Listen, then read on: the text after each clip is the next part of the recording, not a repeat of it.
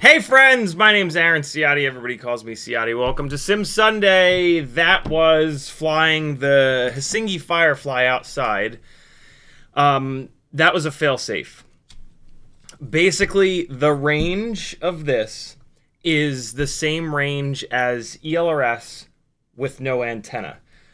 Flying around the side of the house when...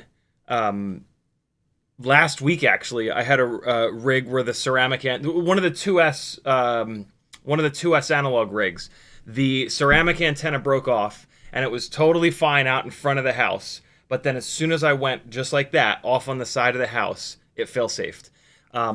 This did the exact same thing. I then flew it across the street and down a house, and it fail-safed again and through a propeller. And they don't give you extra propellers. So I said, you know what? That's good. I'm all set. I did get a little bit more flying in outside with it. It's a super beginner rig. Oh wow, another one of these propellers was actually about to come off. Yeah, it's a super beginner rig. It's much more for indoor kind of stuff, to be really honest. Yeah, I think we'll leave it there.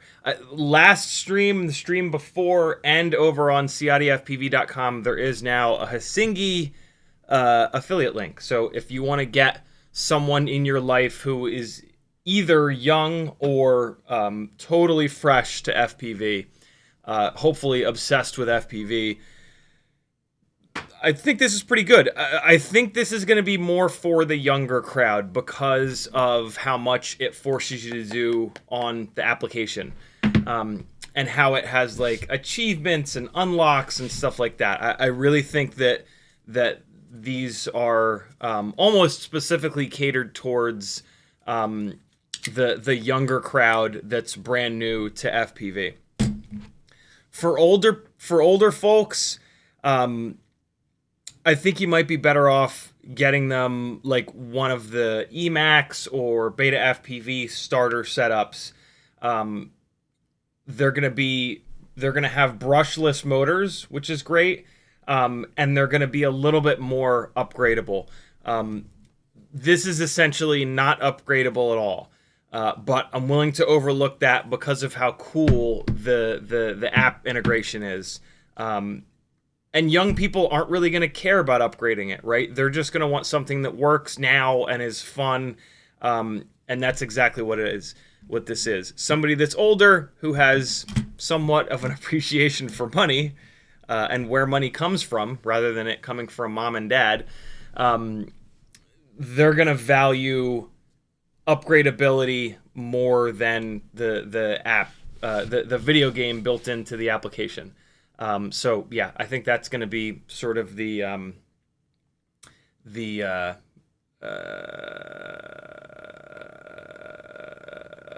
delineation between those two things.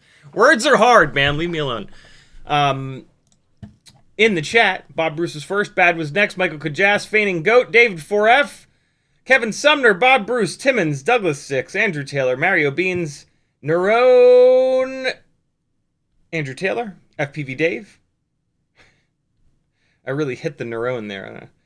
Alexander Lewis Hughes, Levster, Uriel, Yaros, Schnauzer FPV is here. Thanks for joining us, Teddy. Andrew Taylor, McMucus, Bob Bruce, Morton Upshot, FPV Dave again, Random Videos Daily, Notice, Blue Sky, Brandon's Baked Beans. Hey, type into chat where you're from. Maybe there's somebody else local that you can hang out with. Expander, Himox, Everyday with Bruno, Blue Sky. Zwiebel. Zweibel meth. Meth? Don't do meth, kids. John, Brandon's Baked Beans again. Skyrot, Uriel, what's up, friends? Thanks for coming. We're gonna do Q&A first, as we always do. And then when I get caught up on chat, we will fire up Velocidrone, and you can join me. The name of the room is going to be CiottiFPV. It's going to be here in the US region, and feel free to jump in. I am going to be spectating people flying, though, and the thing that we're going to kind of focus on today is how the hell do you fly smooth? How do you fly in a way that's kind of... You can think of it in two different ways. You can kind of think of it as like more cinematic, but to be honest, a better way to think about it is less corrections, less errors. How do I fly in a way that looks more purposeful?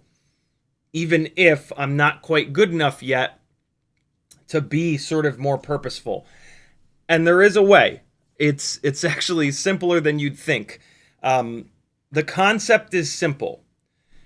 Putting it into practice is extremely difficult.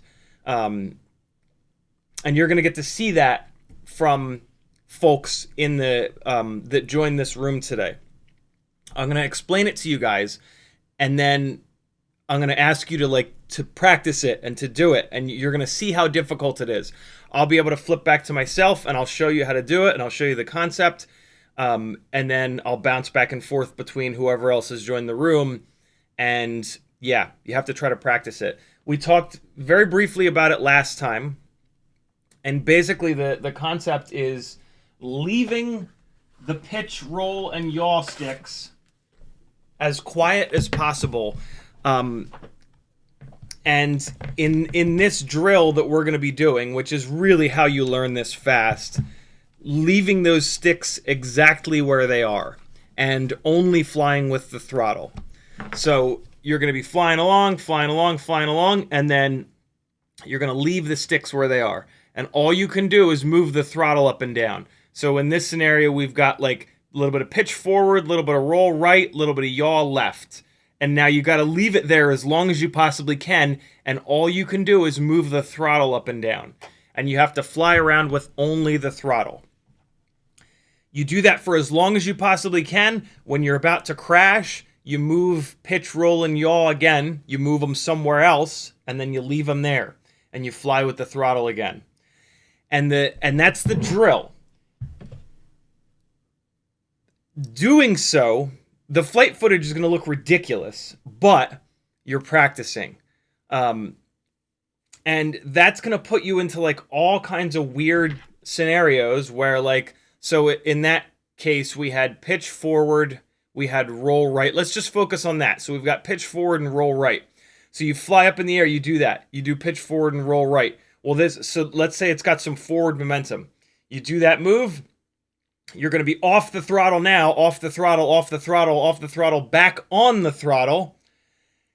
And then, so it's got some forward momentum. You're going to be doing like these kind of corkscrew things. And you're going to try to kind of keep doing that and using the throttle.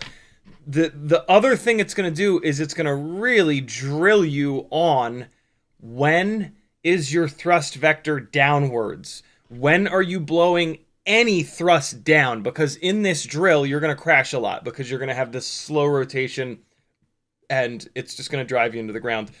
So one of the other things that you're going to really figure out is as you rotate around, you need to come off the throttle now, right? On the throttle, on the throttle, on the throttle, on the throttle, off the throttle right now. Because now the thrust is pushing upwards a little bit and you're going to be driving yourself down into the ground. You really need to be off the throttle now, right? And you need to be patient, be patient, be patient, be patient, be patient. Now you can pick the throttle back up because your thrust vector is sideways. A split second later, you've got a little bit of a downward thrust vector.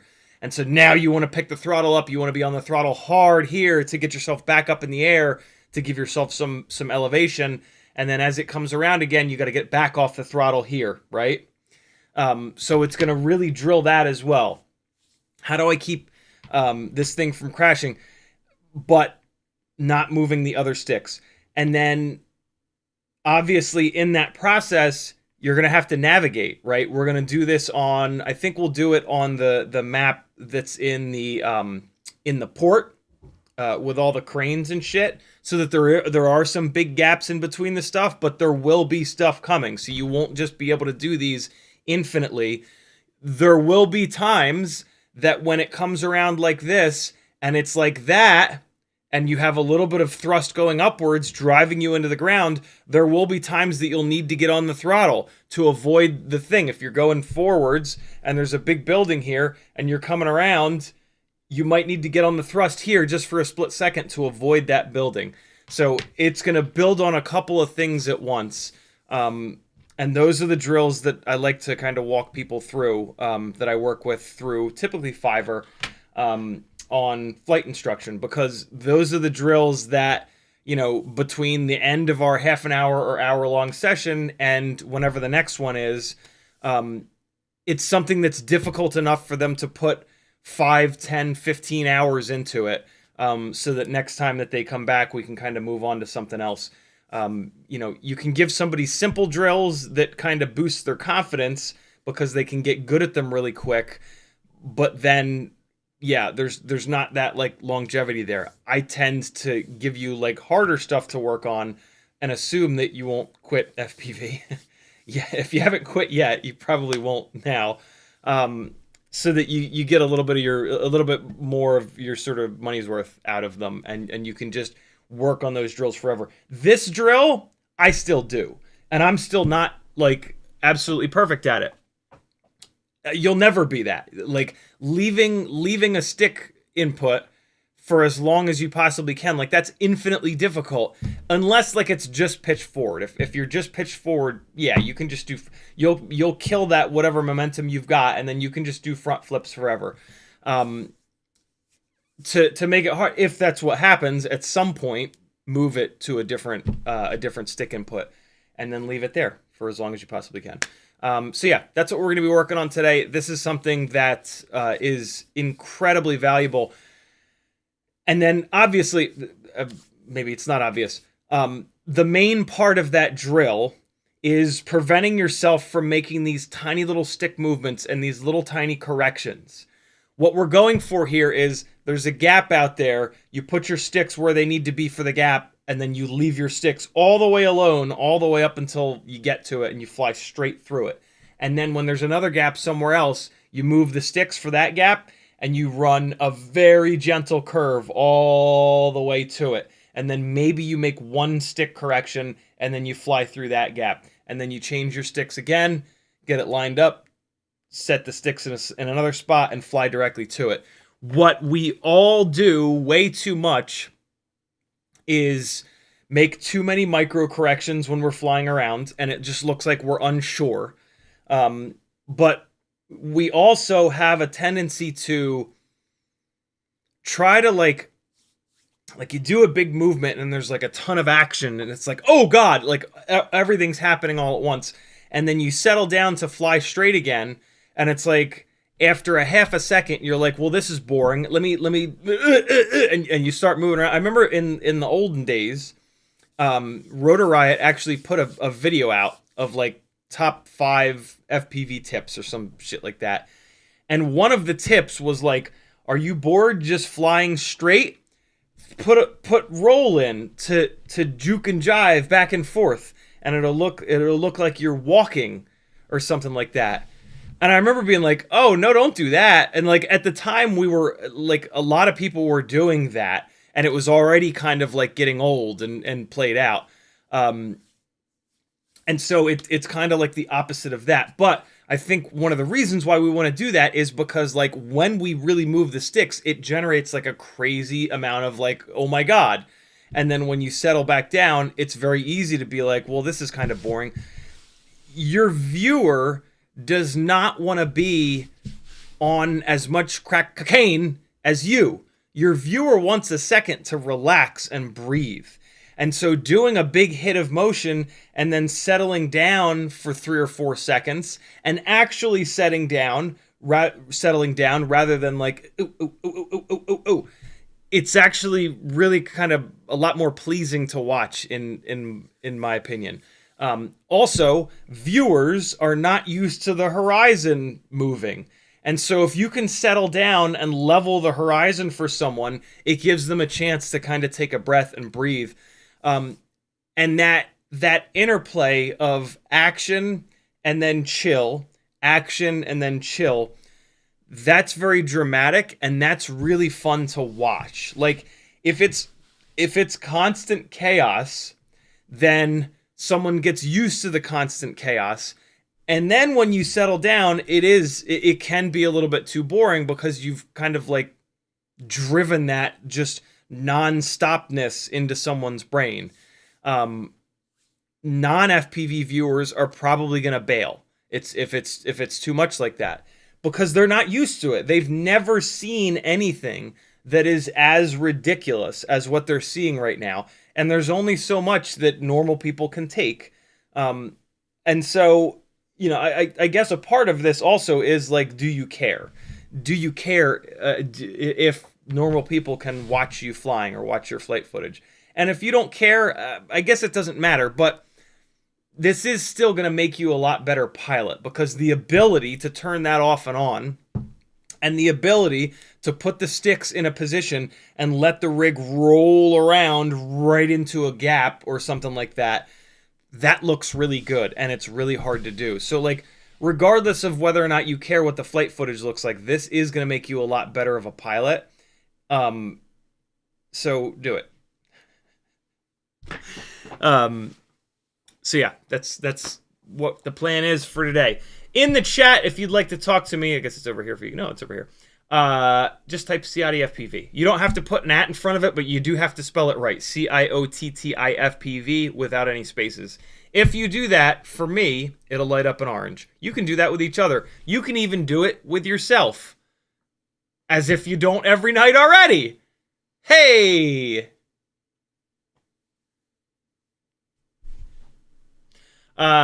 If you type your own name and you spell your own name correctly in your chat comment, your own name will light up an orange. So if you want to talk to Timmons, if you want to get Timmons' attention, type Timmons, Timmms. There's 3 M's, Timmins. I didn't know that there were 3 M's until just now. And for that person, their own name will light up an orange, and they'll see it, and you'll have gotten their attention. And then when they type back to you, hopefully they'll type your name to get your attention. You can also do a super chat if you want to support me. This is a completely crowdfunded thing that I've got going here. Over on CiottiFPV.com, there are a ton of different ways that you can support me. Streaming schedule is here. Hopefully it's correct. It sure is. Patreon, as it says, helps me the most. Somebody joined Patreon. Somebody did join Patreon, and they're going to get a shout-out. If you join Patreon now, you'll get a shout-out as well. You'll eventually get a shout-out, but whether or not you're on the live stream at the time, Lord only knows. Emil Christopher, thank you for joining the Patreon, brother. Welcome to the Gangly Gang. Congratulations. You're a part of the coolest crew on the internet. Don't listen to what anybody else says. Yeah. Somebody out there has been thinking about joining the Patreon. Join it, and you'll get a well-deserved shout-out. $3 a month to join. That's only 10 cents a day, or I think it's like 7.5 cents per hour of live streaming content that I do. Etsy has a whole bunch of really fun stuff. Some full builds, some random hardware, some good stocking stuffers for yourself. You can put stuff in your own stocking and act surprised. It'll confuse everybody else in your house. Do it. You won't. Fiverr is where you can work one-on-one with me. We do flight instruction, we do tuning, we do build planning, or whatever you want. It's your show. You paid for it. Ask me all the questions that you've got that you want proper answers to. Do not trust Facebook groups or Reddit. More than 50% of the answers to questions on those two places are dead-ass wrong. I'm not even kidding. terrible spot for getting actual factual FPV info. One of the most valuable things that I do is this one, build planning. If you're going to do a custom build, kind of the only reason to do that is that you're going to use the parts that are perfect for you. If you don't know what parts are perfect for you, you almost might as well buy a bind and fly, because there's a company that's putting together a bunch of parts that are pretty damn good. And you're actually going to save money with a bind and fly, unbelievably. One of the biggest reasons to do a custom build is that you have a specific place that you fly a lot, a specific like speed that you crash at usually. You crash into a specific kind of object, right? Like soft-ish wooden trees or infinitely hard metal poles / concrete / brick or nice soft cushy grass. You've got a specific amount of weight that you want to pick up with the rig. You've got a specific speed that you want to cruise at. All these things, right? And there is a perfect build for all of those wants and needs and desires. Until you've tested thousands and thousands and thousands of dollars of motors, frames, propellers, electronics, all that good stuff, you won't know. You won't know what the best ones are. I have done that. I've tested a countless amount of parts over the last 8 years, and I can help you out with that. Build a rig that is very, very, very well suited for your specific wants, needs, desires. And that's one of the most valuable things that we do through Fiverr. And I'd love to work with you on that. Build yourself a Christmas quad, yo. And I can help. It'll be the best flying one that you've got.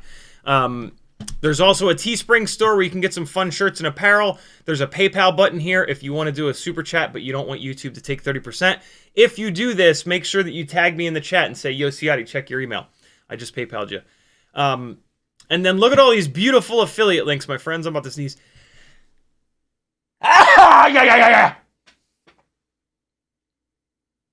Just one? Boy, is that rare. Okay, fair enough. Look at all these affiliate links, yo. Affiliate links are a way to support the people that you like to watch their stuff on the internet for free. But it's real money for them, so use them. Use an affiliate link every single time you order something on the internet. Almost every website at this point has an affiliate program. Look at your favorite YouTubers, find an affiliate link, change your bookmark to that affiliate link. If you don't use bookmarks, change your URL bar recommendations to someone's affiliate links. If you type the beginning of a website, your browser will suggest the most visited link on that website with those first couple of digits. You can remove that suggestion. So remove all of your suggestions for these websites and then just come in and hit someone's affiliate links a couple times in a row, and your browser will think that when you want to go to Race Day Quads, you type RACE, that you actually go to someone's affiliate link. That's a super easy way to support people who make stuff that you like to watch on YouTube. Yeah. And then we can keep making stuff, you can keep watching it, and you won't have to see yet another YouTube channel go away. There's been a lot of automotive YouTube channels that have gone away lately, which is why I make that joke.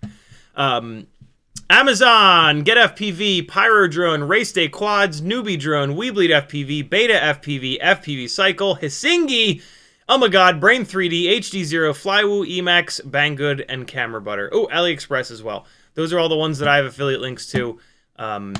I greatly appreciate when you guys remember to use them. If you don't remember to use them, I don't blame you, because I have a hard time remembering too. I've had to do the URL bar trick in order to use my own affiliate links.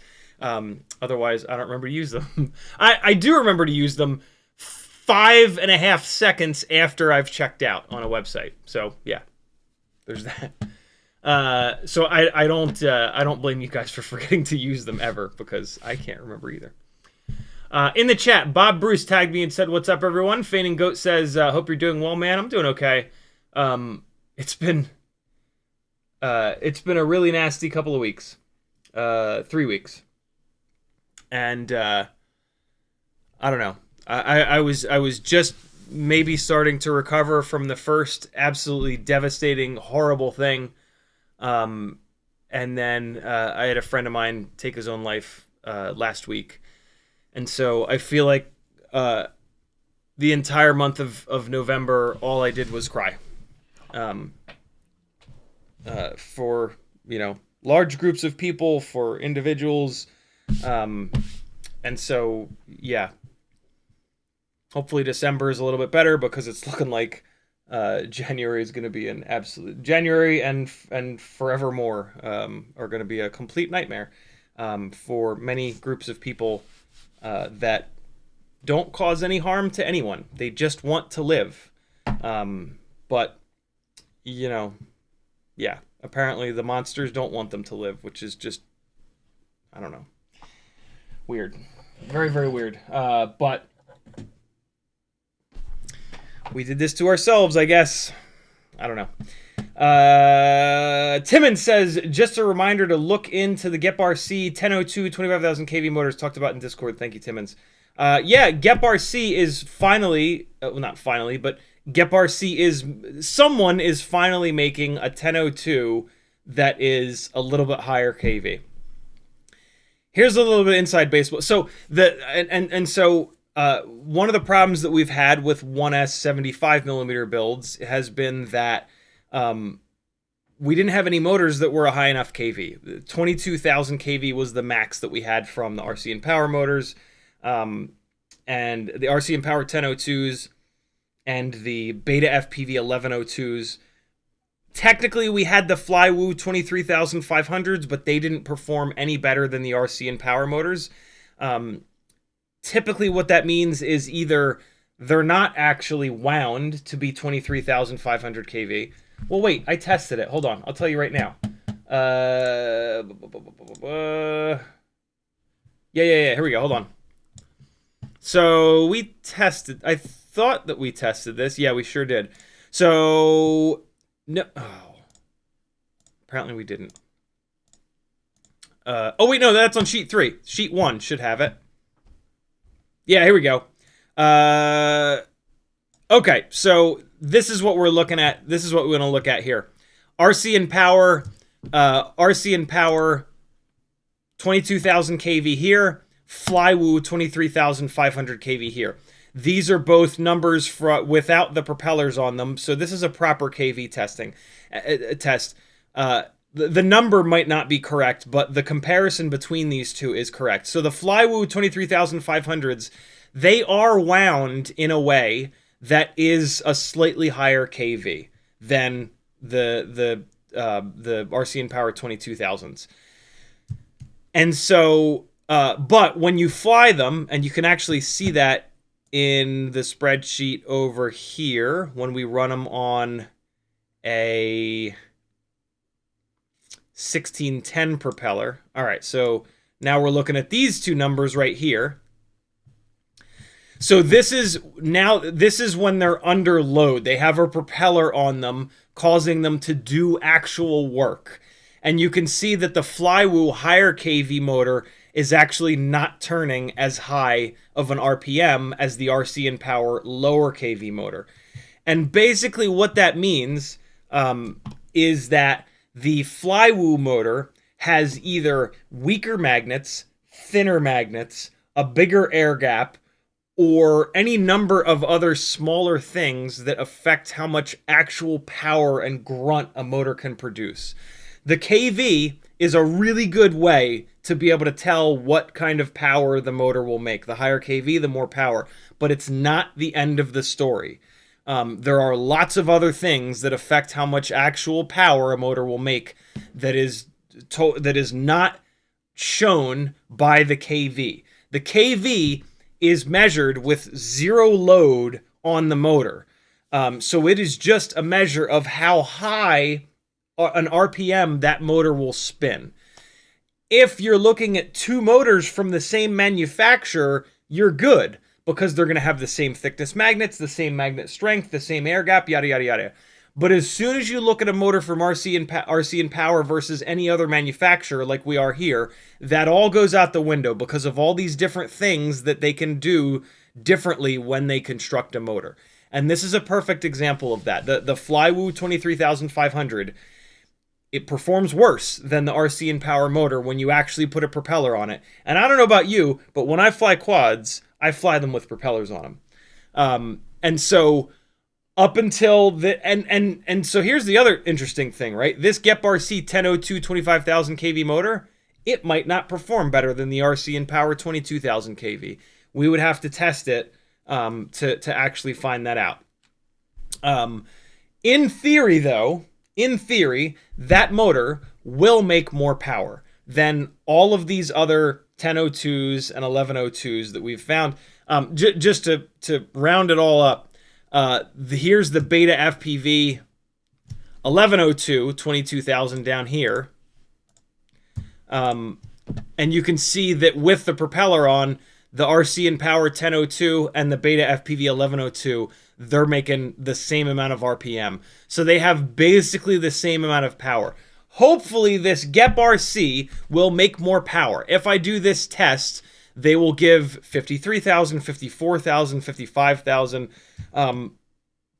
But there's no telling. The test is that I hook the quad up to an adjustable power supply. I give it a specific amount of voltage, which I'm pretty sure was 4 volts. I put the same propeller on them, which is a Gemfan 1610 biblade. I hold the quad in my hand and I ramp it up to 100% throttle, and I look at the RPM being reported back from the ESC. That's not a perfect test because in the air, when the quad starts moving through the air, there is now some incoming air, and that makes the motor's job a little bit easier. When I'm sitting here holding this thing, the motor and the propeller have to take this static air that's not moving and accelerate it and pull it in. When it's moving through the air, it doesn't have that hard of a job, right? Because it's moving into a column of air constantly. So this testing that I'm doing is it's making the motor's job as hard as possible. But what we saw when we did the testing is a big what I was afraid of is that we were going to get to a certain point and then all of the motors were just going to show like 52,000 RPM, 52,000, 52,000, 52,000 because we're asking too much of all the motors. But that's not what played out. As we ramped up the KV, in some cases, we saw the RPMs go up. And so that made this a really valid test. Even when we get all the way up to the biggest stator volume motor we tested here, we see the highest number. So this is actually a really good test, even though, you know, we did it with like very little to no test gear. And so, yeah, I will absolutely get at least one of those. I gotta be honest, I will probably only get one of those GepRc 1002 25,000s. And here's why. Here's a little inside baseball for you. In talking to Tyler Gruss FPV from Rotor Riot at Rampage this year, he's been on a similar Walksnail 1S quest. I believe he's the brains behind the Vision 20. And he had T-Motor make him a bunch of custom KV 1002s. Maybe the T-Motor 1002 is the wrong motor for this. And I only say that because my T-Motor 1002s did not seem to have quite as much power as the RCinpower 1002s that were the same KV. So there might be something about the T-Motor motor construction that is not as dialed as RCinpower, and maybe an RCinpower 1002 25,000 27,000 would actually make the extra power that we were looking for with the extra efficiency. Not extra efficiency, but with good efficiency.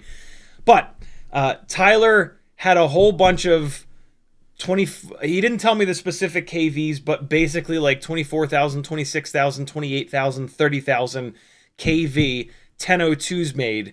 And he had the same exact experience that I had with all of this testing, which is that with a 75mm rig on a 1S 450 mAh battery, you either get the power that you want or the runtime that you want. If you get the power that you want, the runtime is like a minute and a half, not even 2 minutes. What happens there is you hammer the hell out of the battery, and your batteries are not going to last long. Any FPV battery, if you fly and you fly the way that you normally fly, and that battery dies in like less than 3 minutes, let's say less than 2.5 minutes, you are discharging that battery too fast, and that battery is getting too hot, and heat is what kills one of the things that kills lipos. And so you don't want to do that. Like, it's annoying to only have a 2-minute runtime. Like, you're just kind of getting warmed up and starting to have fun after like a minute to a minute and a half, and then so you've got like 30 seconds to actually fly good before you got to come in and change it and start the whole process over again.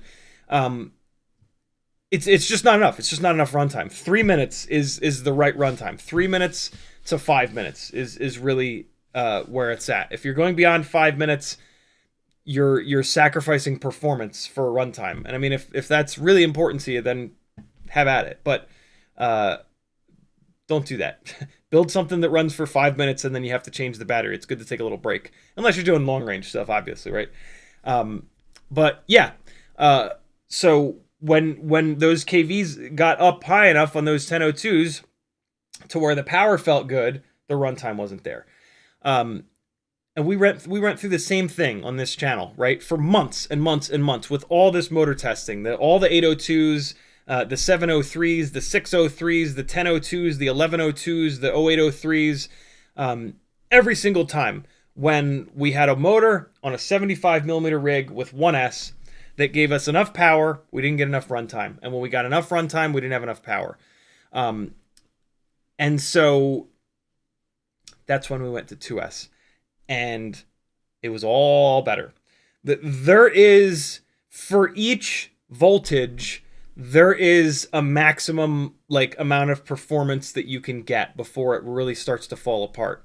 And basically we found that for how heavy a 75mm rig is going to be, and for the type of flying that we're going to do with it, which is flying outside, because 65s are so much lighter and so much better inside. Don't freeze! Don't freeze! Please no! Please no! Cannon! Cannon! You jerks. Hold on. Hold on. Come on back to life, you jackass. I heard it. Come on. Come on, you anus. Work! Work! Work, you jerk. Here it comes. There it is. I forget what I was saying. Yeah. The GepRc 1002 25,000 kV motor.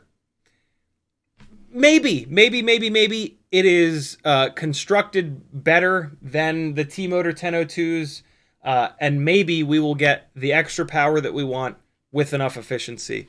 But I doubt it, because we've tested motors from VCI, Flywoo, Beta FPV, RCinpower, and Happy Model.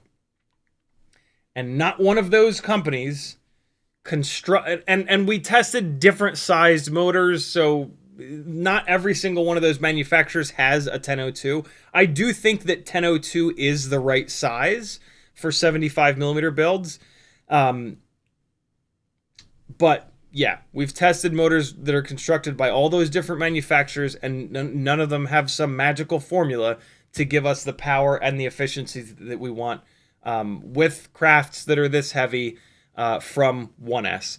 I genuinely believe that 2S is the way for 75mm rigs.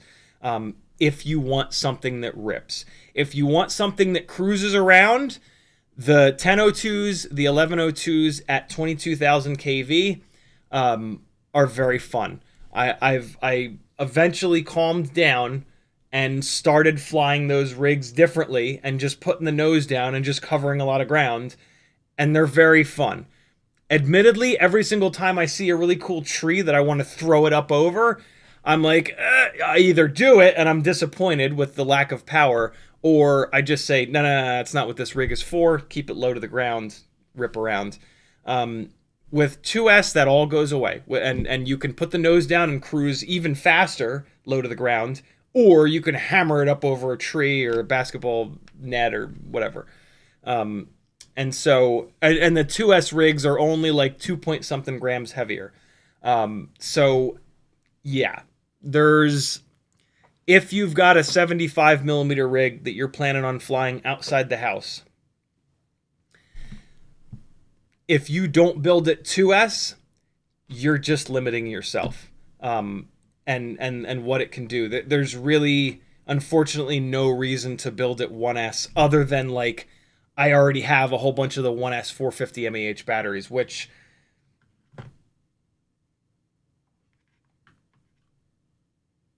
is where I'm at. But I've barely flown the 1S 75 millimeter rigs. Like, this makes me feel like I should. Oh, don't forget about the get out of here. Stop it. Get out of here. Don't forget about the Tiny Whoop 450s with the little lead on them. This is me trying to figure it out. This is me trying to figure out how to make those 1S 75s perform really, really well. And just, yeah, I just couldn't get there. I thought that, you know, I ran the Weebly batteries forever, and then I thought, well, maybe the Beta FPV Lavas will perform better. They didn't. And then I thought maybe the Tiny Whoop 450s that are a little bit lighter will perform different. They're a little bit lighter, which was nice. But yeah, no, 1S is not the way for 75 millimeter rigs. If anybody wants some 450 mAh batteries, hit me up. I've got plenty. And I'm just not really using them anymore for all the reasons that we just talked about. So yeah, let me know. Thank you for that reminder. I like I said, though, I will certainly get one of those GepRc 1002 25,000s and test it, because I want to put it onto this sheet.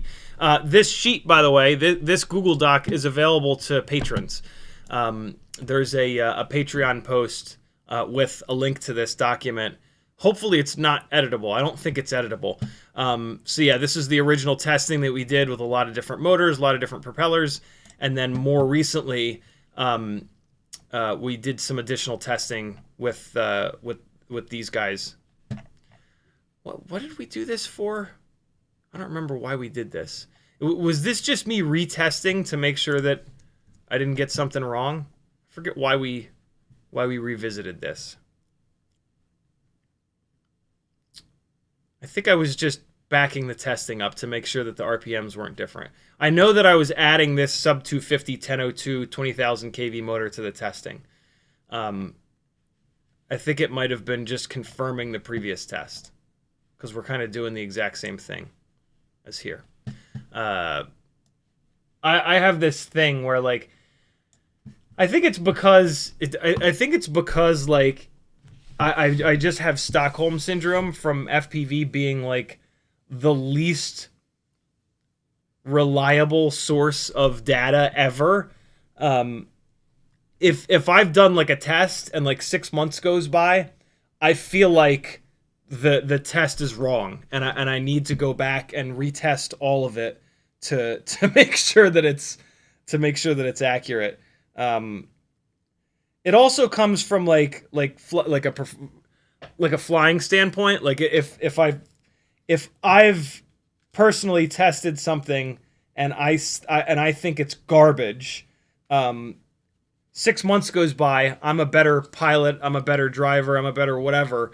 I feel like I need to retest it now that I've changed to make sure that it's as current and as accurate as possible. I should stop doing that for tests that are based on data, like looking at the RPM in the motor limiting tab. But I don't know. It's nice to retest stuff. Thank you for that reminder, Timmons. Espander says, long time no stream.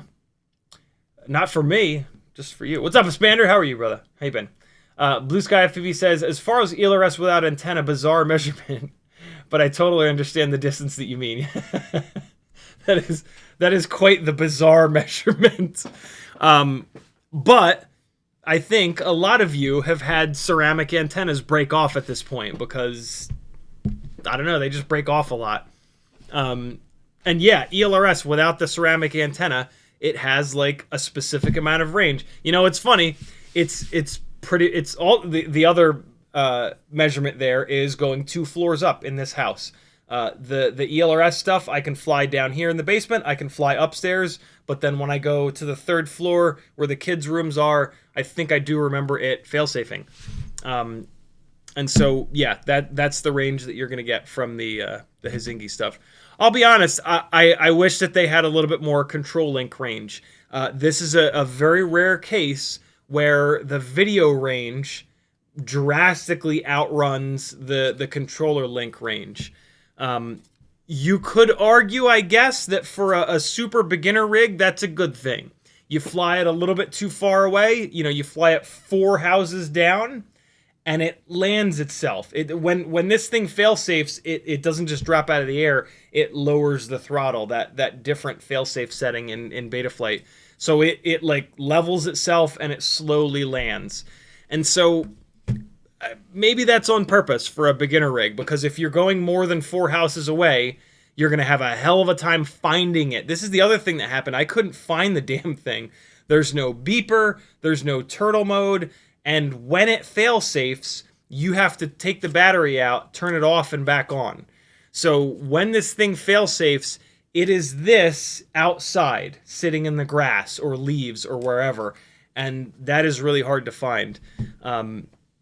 It's made me really appreciate beepers and turtle mode and stuff like that. So yeah, but again, as like a little kid's rig, that very well could be on purpose. It's probably not on purpose, but like maybe they had a meeting and they were like, hey, ELRS is open source. We can put that onto it. And somebody was like, hold on. Do we want little kids being able to run ELRS range with these things a mile away and lose it properly forever and ever and ever? Probably not. So maybe they went with like FrSky or God knows what. I doubt that it's FrSky. If I had to guess, they've either run an antenna that is tuned improperly to shorten the range, or it's on like what was the protocol that we used to make fun of everybody that was on it because they would fail safe all the time back in the FrSky days. FlySky. Maybe it's on FlySky, or there was another one. Whatever that protocol was that Futaba was on. Yeah, it's got even worse range than those. So, but yeah, again, for a little kid, that's probably a good thing. Kevin Sumner says, did you see Bot's video with the Firefly? I didn't. Same thing. Second crash through a prop. I had no idea he did a video on that. On it. Oh, look at that. Oh, because it was just a day ago. I haven't been on YouTube. I fell asleep early last night. Very cool. I try not to lose a child's FPV drone in the river. Nice. What did he have to say? 8 minutes and 28 seconds. What did he have to say about it, out of curiosity?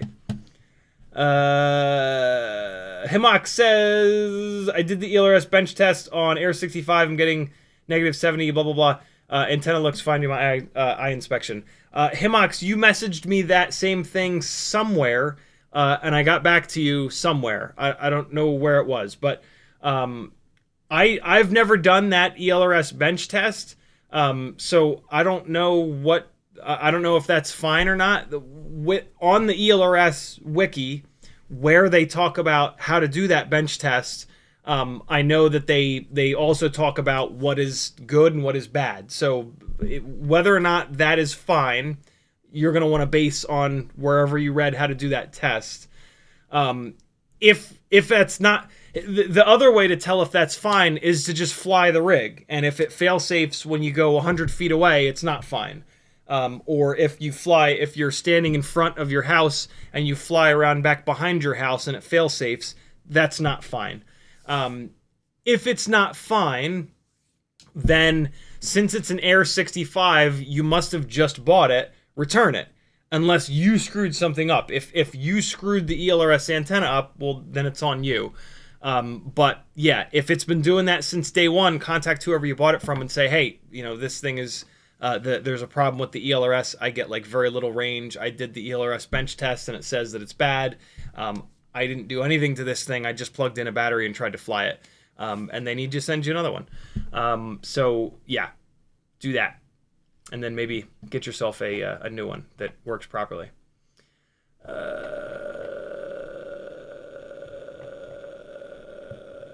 Oh, wow, I'm super behind on chat. Okay, let's get caught up here. J-Monk says, what's up? FPV Dave says, any thoughts on... I pronounce it differently now, just as a FU to everyone. I now pronounce it skibidi.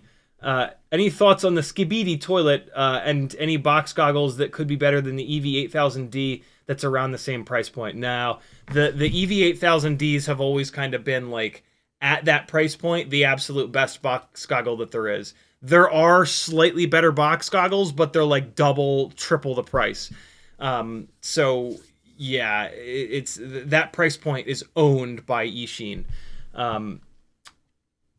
So yeah, not a ton of options there, unfortunately, either. Everyday with Bruno says, is there any truth to the rumblings of new HDZero goggles? Absolutely no idea. The HDZero guys have never really contacted me about anything, so I have no clue. You guys will literally know before I do, because you guys are paying, in a lot of cases, more attention to the FPV news than I am. I'm just in my own little kind of world. Badger FPV says, do you know if there's any delay running an analog module into my Walksnail goggles? There's always going to be at least a little bit of a delay. But I believe, I'm going to guess that you have Goggles X, because I don't know of a way of getting video into the non-Goggles X. I believe that Goggles X use HDMI for the analog module input. And from what I've heard, HDMI has like a 2 millisecond delay, which is something, but not something that you would notice. So yeah, you should be totally fine. Kevin Sumner said, this segment should be called Just the Tips with CiottiFPV.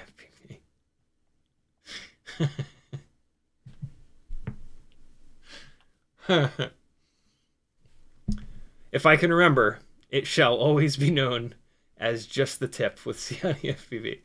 Kevin Sumner also says, just about any 5-inch, I think... wait, what? Oh, no, he's... V-Pro. Where's V-Pro?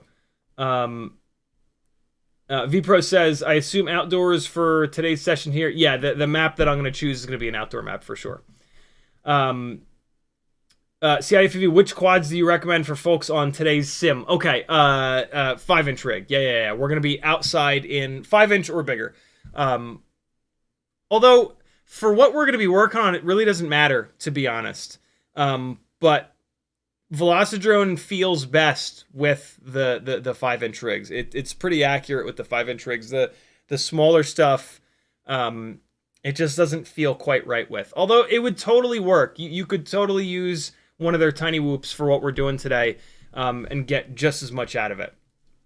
So yeah, it actually really doesn't matter. But I'm going to be flying a 5-inch rig, and it, so if you want to be flying in the same scale as I am, yeah. There you go. SYQ. Psych? I'm going to pronounce that psych. Says, hi, your horrible question guy here. I've grown accustomed to flying whoop with pinch hold pinching. It seems to give me a lot of stability, but holding me a bit back in regards to response. Question is, would you advise me to start practice with thumb holding the sticks? No, in my opinion, you want that... from what you're saying, lack of response. It's not really a lack of response. I can move the sticks with a pinch grip just as quickly as maybe not just as quickly, but this is too much. If you need to move the stick outwards quicker than what you can do with 2 fingers, you're doing it wrong, and it's just going to look obnoxious to any viewer. And so yeah, pinching for life. The reason to thumb rather than pinch is just that you don't like it, and you fly worse with it. Pinching is going to give you much more fine control over nipples. Over your movements, and specifically the center of the stick travel, which is going to allow it's going to allow you to make very subtle changes, which is super important to not bouncing around all the time, looking like it's your very first time flying. Thumbs, like until you've put an awful lot of time into them, it makes you look like a super beginner pilot. Pinching is one of the quickest ways to look like a much more experienced pilot and to produce video footage that is way more watchable to people that don't do meth and or crack cocaine.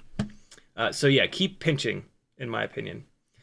Dino FPV with a 199-pound super chat. Thank you, brother. He says, hey, just sending some love to Mr. Gangly and Da Dog.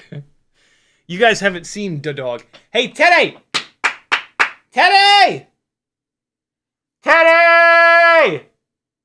Teddy! He got a haircut, and he looks about 50 years younger.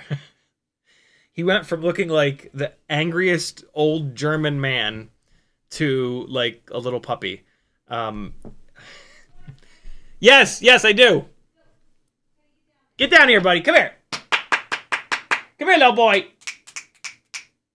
What a jerk. What an absolute jerk. Come here, buddy. Come here, you little fart bag. Oh, hello. He shakes. Ah. Look at this little dog now. Look at his little face. I gotta tell you the really funny thing that happened with this haircut. So yeah, this is what it looks like now. You guys remember what he looked like before. Very angry. So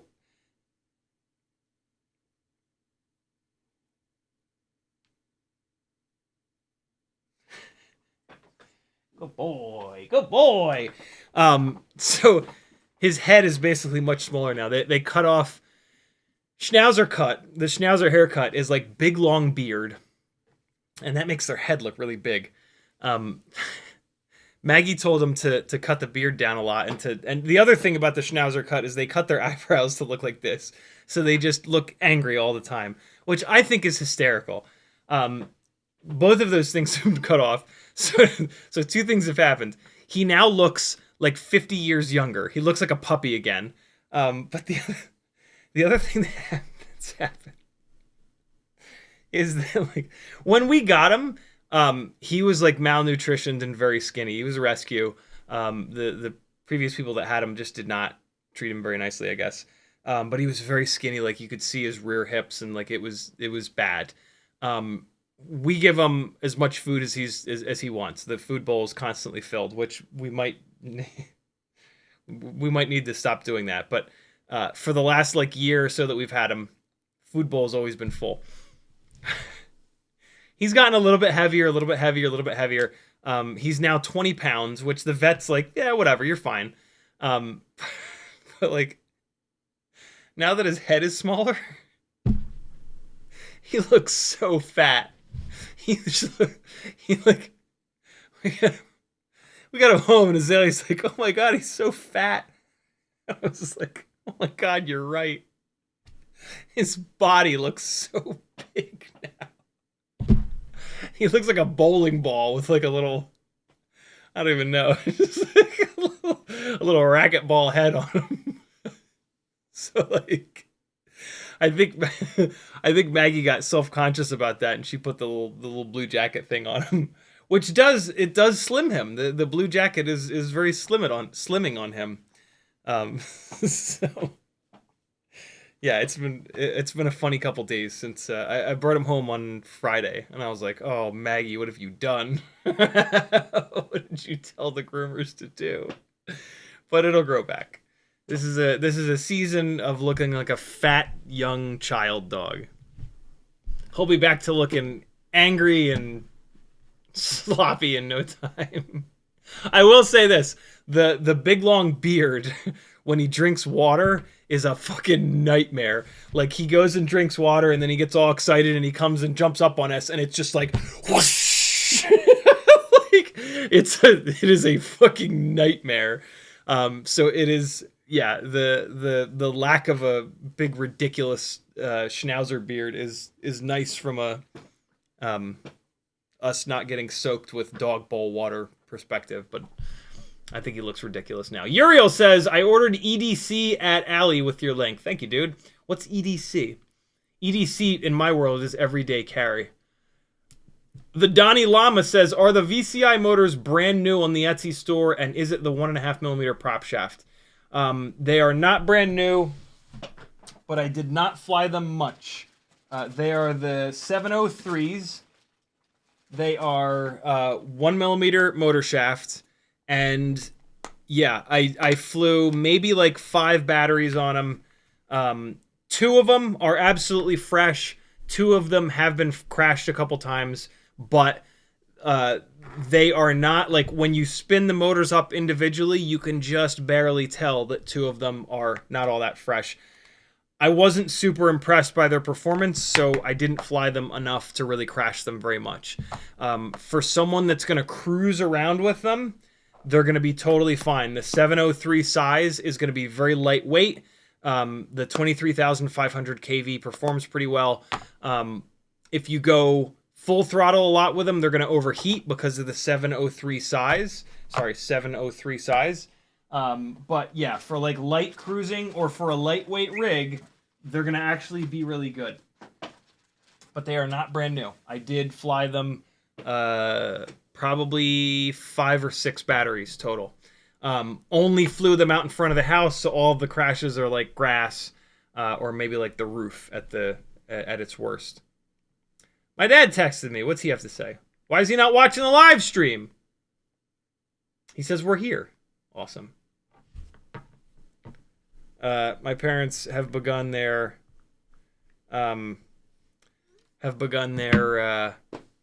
it gets too damn cold in the north, journey south in their motorhome. Demo FPV says, for a 2S toothpick or similar, thoughts on the Beta FPV toothpick F411 2-4S 20 amp or the Darwin?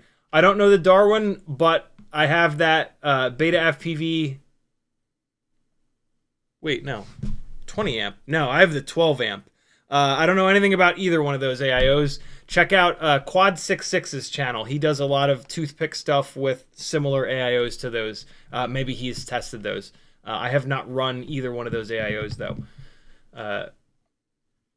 McBucas says, hold on. Can you plug the 18650 cradle that fits in the back of your transmitter into a 2S charger?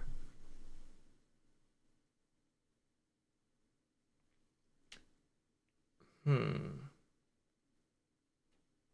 don't see why not. It's just going to output voltage. Yeah, I don't see why not. I'm going to say yes. There you go. J Monk says, "Can you share the spreadsheet that you're showing?"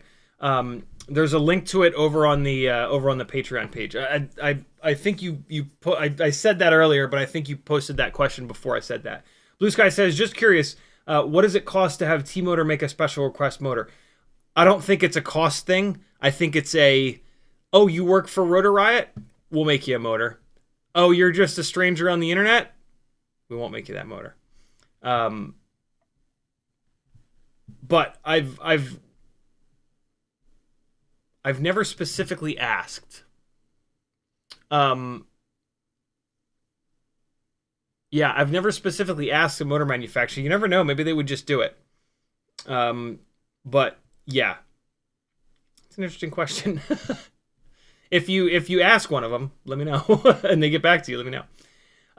Blue Sky also says the first Mobula 7 5 or 6 years ago was 2S. Seems like we've come full circle. Yeah.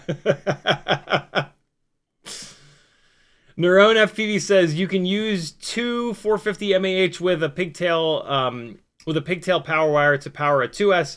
It flies pretty well in my experience. We talked about that, I think, on Friday's live stream. It might have been on Wednesday's live stream. I weighed all the different combinations, and we talked about all the different ways to go 2S. BT 3.0 versus double, I don't have a rig with it, but double BT 2.0 pigtail. Using two 450 mAh batteries like this is the heaviest way to do it. But it'll still absolutely work, and once you go 2S, you're going to have so much extra power that you won't really notice much of a difference. I don't like or need 2S 450 mAh. I only want or need 300 mAh, at which point you can absolutely do double 300 mAh batteries. But to save a little bit of extra weight, the BT 3.0 setup with the Tiny Whoop 2S 300s is the cleanest, lightest way to go. But yeah, the double pigtail thing absolutely works fine. There's nothing wrong with it. The only problem is finding a frame where the batteries are going to sit in there really nicely. With the 300 mAh 2S, it fits in the Mobula 7 V3 and V4 frames with pretty much no modifications other than like removing the top parts of the battery tray on the V4. But yeah. Alexander Lewis Hughes says you were testing on a different AIO. Good call. That's what it was. That's right. Thank you, dude.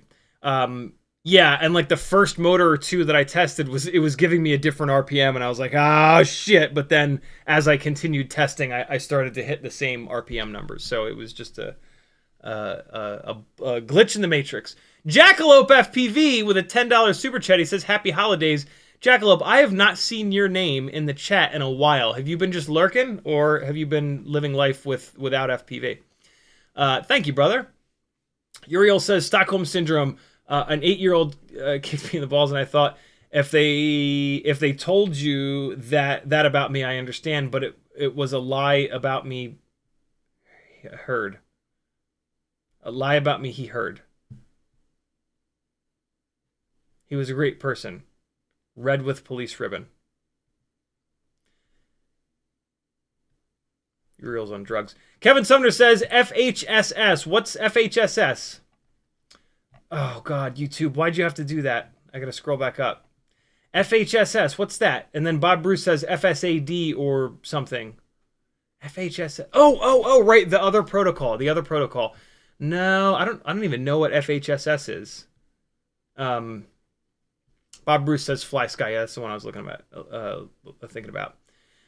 Chris Crippen says, did you try out... That's fun to say. Chris Crippen. Did you try out the new RCinpower 1003 22,000s in your testing? They would add 4 grams to the overall build, but would net you nearly 40 grams of thrust if the spec table is to be believed. First, I'm so glad you mentioned the spec table, Chris. Do not believe the spec tables, ever. If nothing else, then those spec tables are done by each individual different manufacturer, and there is zero standardization between them.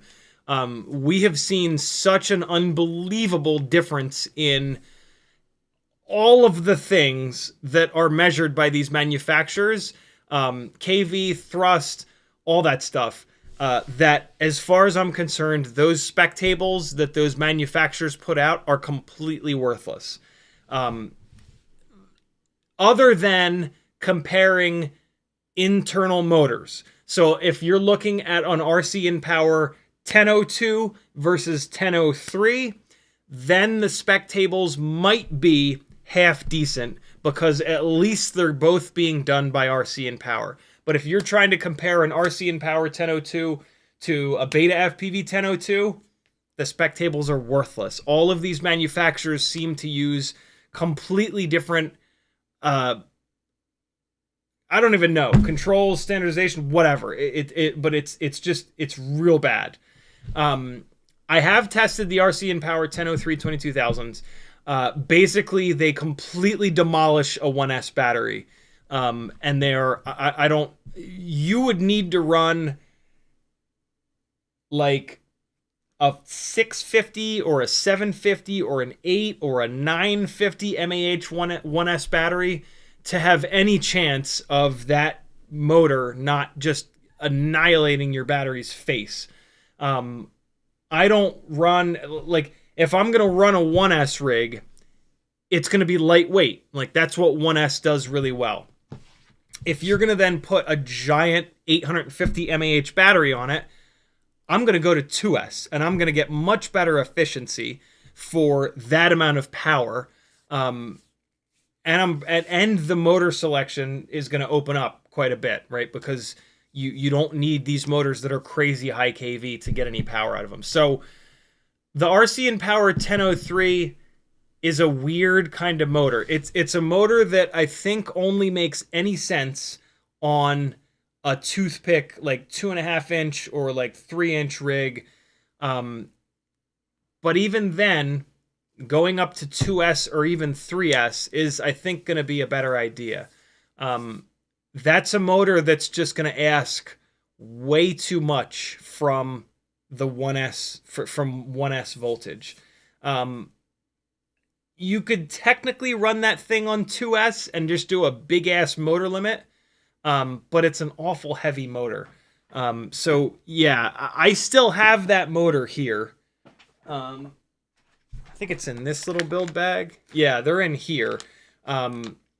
With a little toothpick frame. So at some point I will revisit that motor. But yeah, it's a weird one. It's a very weird motor. Vpro says Skibidi is a meme created by Russians that openly supported the invasion of Ukraine. Is it really? I thought it was just the dumb shit that teenagers say because they say all dumb things. That's ridiculous and sad. Psych says you pronounced my nickname perfectly, by the way. Nice.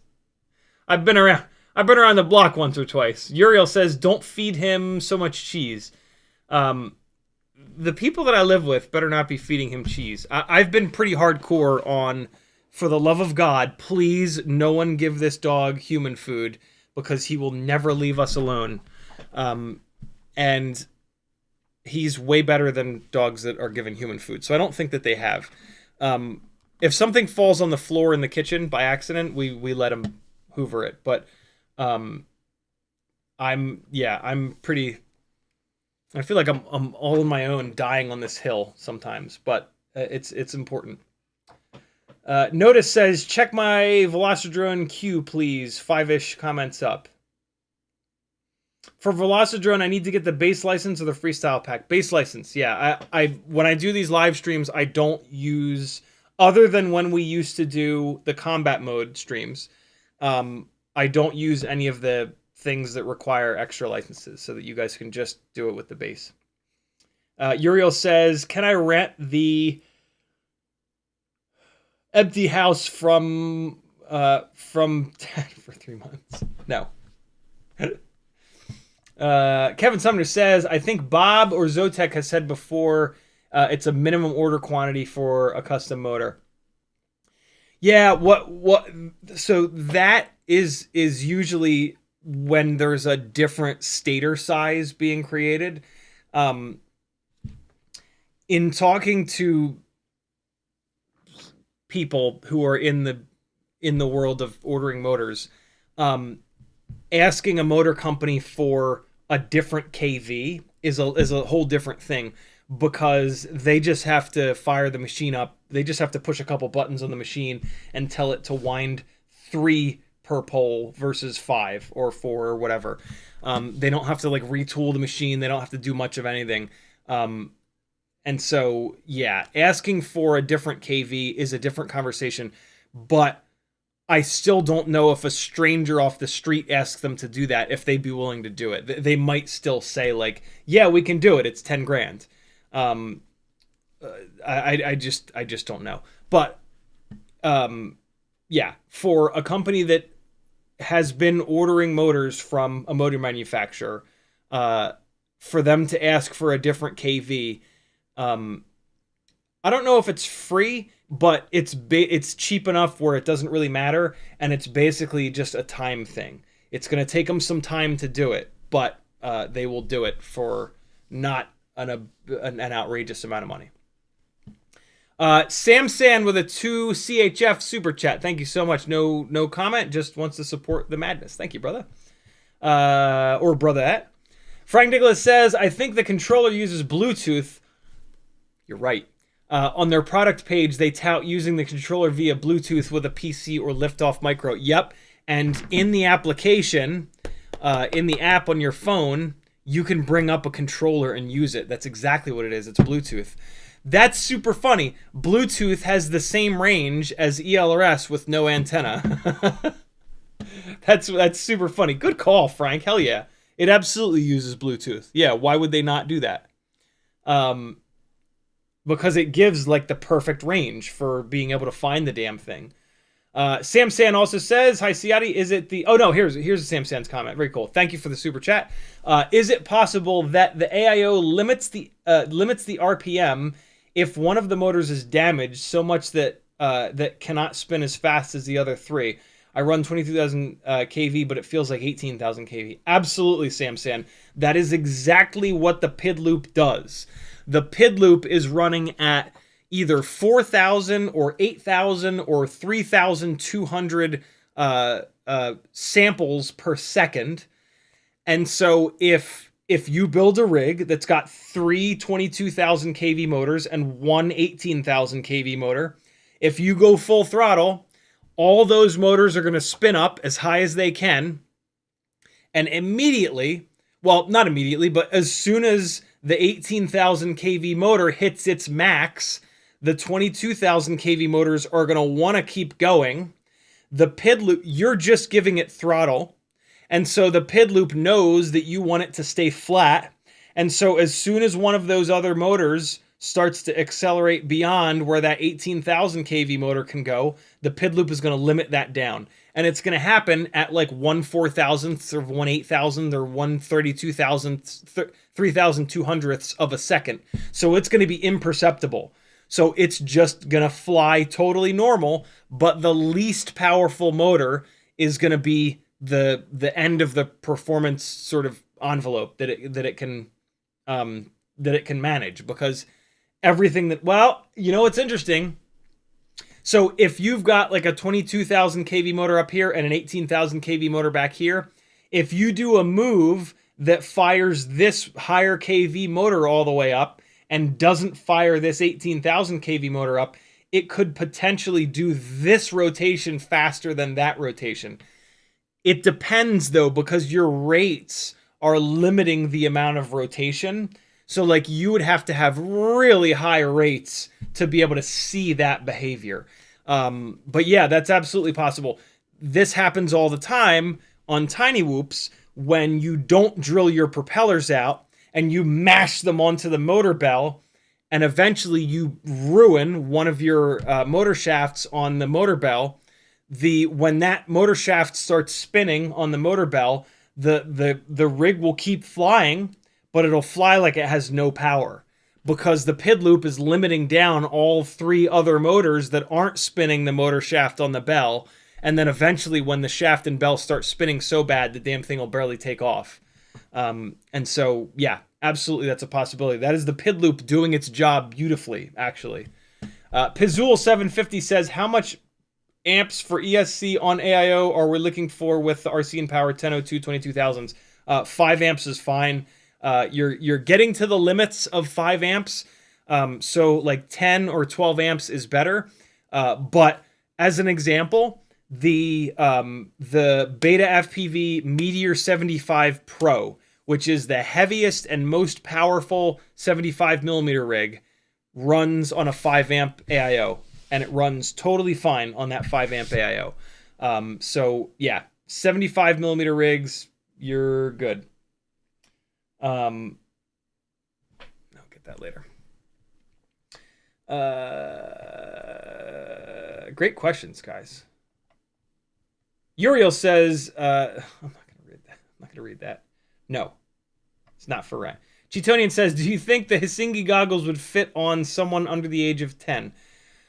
I think that there's a better chance that the Hisingy goggles are going to fit on someone with a tiny little head better than any other goggles I've ever seen. They are the smallest box goggles that I've ever seen. There's probably an age range on the box. Let's see. Let me take a quick look. Where are the goggles? This is the goggles. What do they say? Well, it says 14 plus. So, yeah, I don't know. But if any goggles are going to fit on that tiny little 10-year-old head, it's going to be these. They are very small. Very small set of goggles.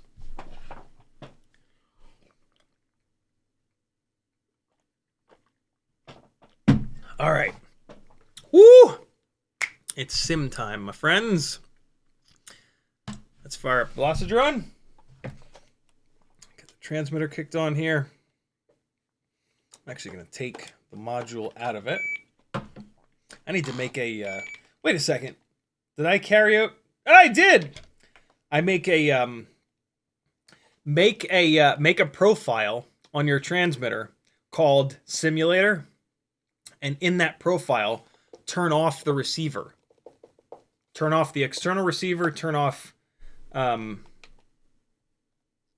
receiver. Select model. Let me make sure that I've actually done that on this. It might just be called Simulator. What? What? Where is it? Where's the thing where it says... Whatever. I already took it out, so I'm going to leave it out. Yeah, don't run your receiver module when it's in the sim. No reason for that. Oh, God, please no. Velocidrone is super aggressive in the way it just takes over your monitor. Receiver number 0. Nice. Good call. That's why I couldn't see it. It used to not be that. It used to be different.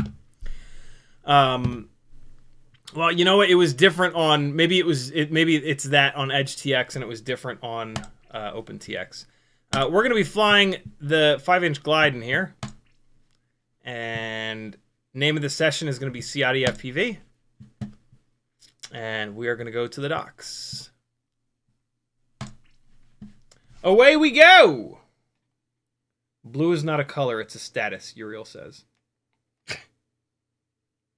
What? Alright, plugging a controller in. USB joystick, yes. No controller is configured, great. Now we're good. Hey!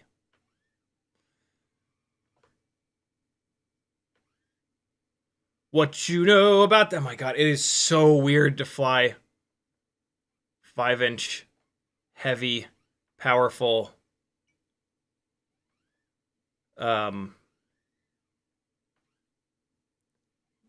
massive rigs. Can you fly under the boat a little bit here? You can. Look at that. Oh, through the world we go. All right, hold on. Let's get this going. Schnauzer FPV is in here. I knew Teddy was up to something. He left the room, and now he's flying with us. What a good dog. What a good dog. All right, so let's just... oh, nope. That's not what I wanted to do. Mark, thank you for joining the Patreon. It looks like that was a couple of days ago. How did I miss that?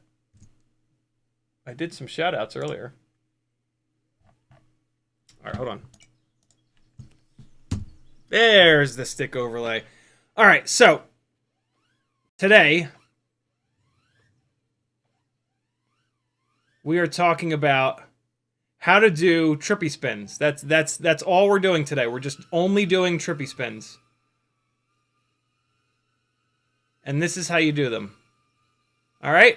And now that you feel sick and that we've done the stupid looking move, we can move on. Today we're working on anything other than trippy spins. That was not a trippy spin. That was just a weirdly off-axis roll. All right, so today we're talking about flying smooth. What we're not talking about is flying like this. This ain't it. This ain't it. This is too much. This is too much. Nobody wants to watch this. Nobody wants to watch that. Yes, that's how racers fly, but nobody wants to watch racers fly. That's too much. What we're trying to do is, it's going to come out in a couple of different things. First of all, like, a part of flying smooth is not using this much stick input, not using this much rotation, right? So stick bang is out. Stick bang is not flying smooth, in my opinion. This is too much. This is too much motion. Nobody can watch this. Only FPV pilots can watch this. And a lot of FPV pilots are not going to want to watch this.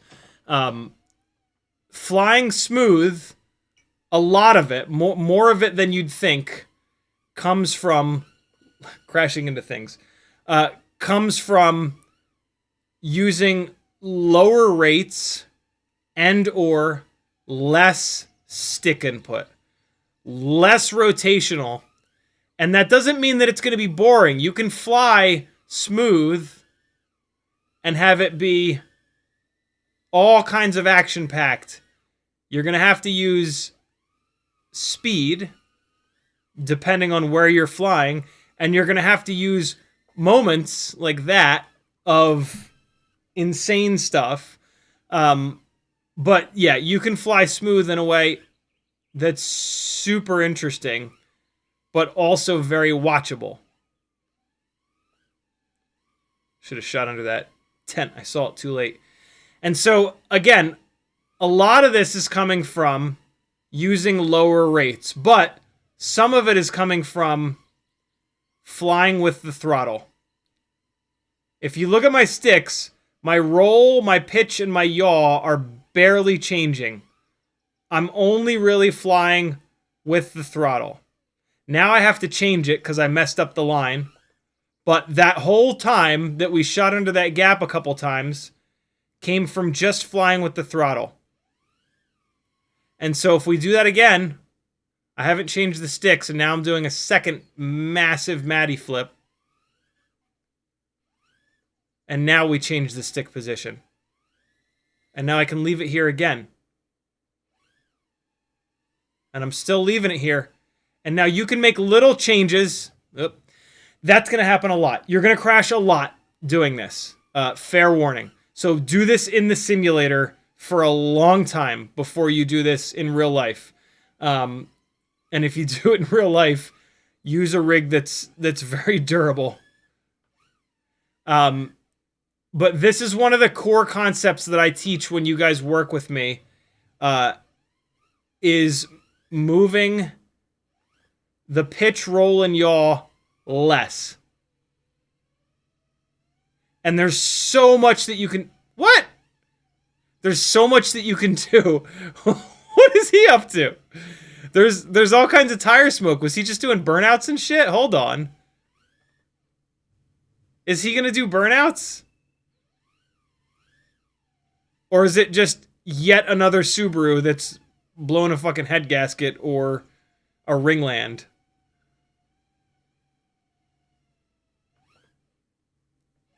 It actually looks like a weird mix of a Subaru and an Evo.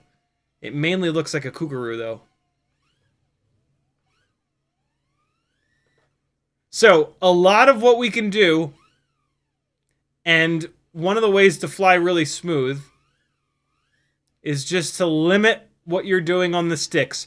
Do as little as you possibly can on the pitch, roll, and yaw, and do as much as you can on the throttle. Look how active I'm being on the throttle.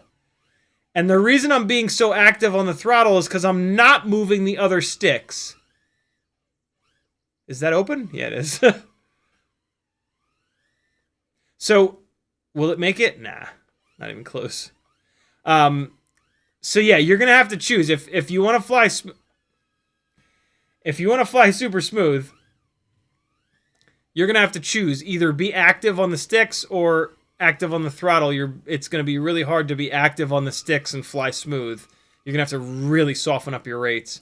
But I'm being as drastic as I can right now to show you guys both my stick over. Hopefully, some of you are looking at my stick overlay in the bottom. I forgot to kind of mention that. But this is how. Did you see that?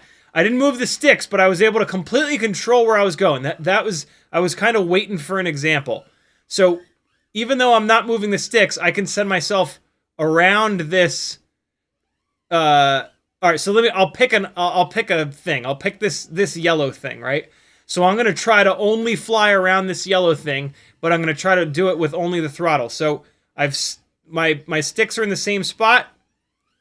So I'm gonna go full throttle here, and sometimes sometimes you can't see far enough in front of yourself. Now I'm gonna try to stay around this blue thing. Sometimes you can't see far enough ahead to keep that going for very long. But the drill here is to use the throttle when you go towards the object, and then to wait, full throttle when you're going towards it, wait, full throttle when you're going towards it again, wait. See that? Really hard to do. That is like doing this at like a really high level. That's kind of what you're eventually going for, is how can I do this drill and really control where I am? And have some control over where I'm going. When you first do this drill, you're going to pick this, and you're just trying to survive. You're just trying to not crash. So it's just don't hit stuff, and you're still going to hit stuff. Right? So here, and then leave it, and you're just trying to not die. Just try not to die. Oh my God. Just try to not die. And you can see basically what that means is that when you're right side up, you hit the throttle. When you're upside down, you don't. And then slowly but surely, you're going to be able to get closer to objects. And you're going to be able to figure out... you're going to be able to figure out where your rotation is taking you. And now we're going to change... And so just crash into stuff. It's fine. Just crash into shit. It's a simulator. Take advantage of the fact that it's a simulator. Pitch forward. Now I gave it some thrust with the upwards just to bring it down and bring it under control. I had to. I would have crashed there. You can throw in a correction at the last second to not crash. Try not to for a little while though. Try to just let yourself crash, because a lot of times you won't crash. You'll think you're gonna crash, but then you won't.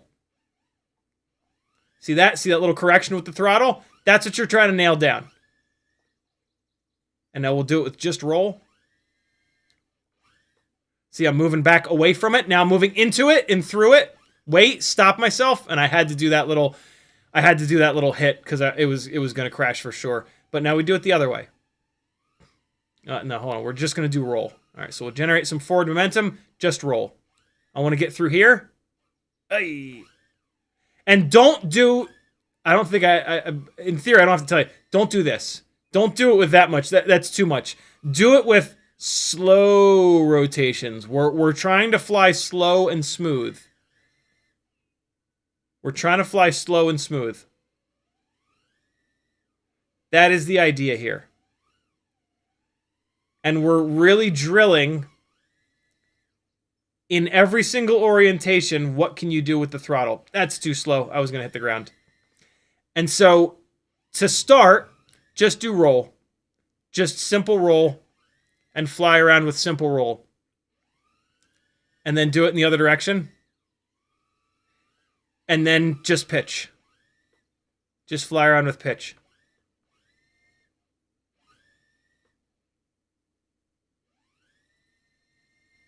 And don't just do full throttle. Don't just do what I just did.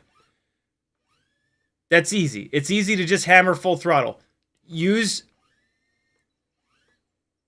smaller blips. And try to, like, actually move yourself around. See that? You can do that with little blips. And then you crash. Oh, it does look like a new school Celica. And then after you get bored of that, then you can start to combine. Combine some pitch, some roll. Initially, just do the diagonals. Just do pitch and roll.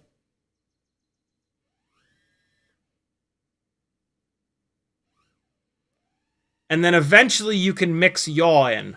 But the problem with mixing yaw in is it's hard to keep your yaw perfect while you're moving the throttle up and down.